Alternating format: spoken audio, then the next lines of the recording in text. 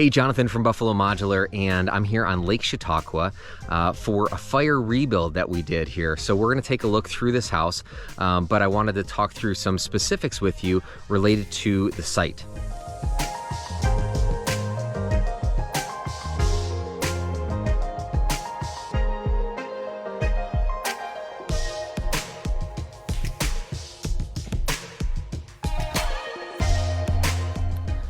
So here's the home. It's a two-story home, 1,600 square feet. This home is only 24 feet wide. This is a very narrow home.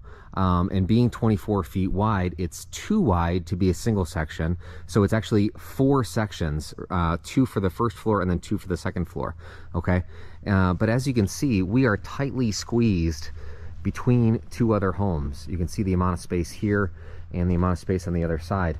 Now, this home was a fire rebuild, so this is pretty much the same footprint as to what was there originally, but had to go through the full permitting process for the build as normal. So we had to make sure that the setbacks from the sides were within what was required for the space. But I'll show you some of the drone footage from the set day here as well, so you can see how we were able to do this and just exactly how this worked. So the crane was set up over here on this street, was where the crane was, and then it was picking up the modules and setting them down over here. And you can kind of see behind me here, there's kind of a hill going up to a dead-end road, and so this is a really tight, unique lot that we were able to build on for this homeowner. So just another example to show you just the opportunities that are there, even on really tight situations like this. So I just wanted to show you a little bit of this so you kind of understand some of what's possible.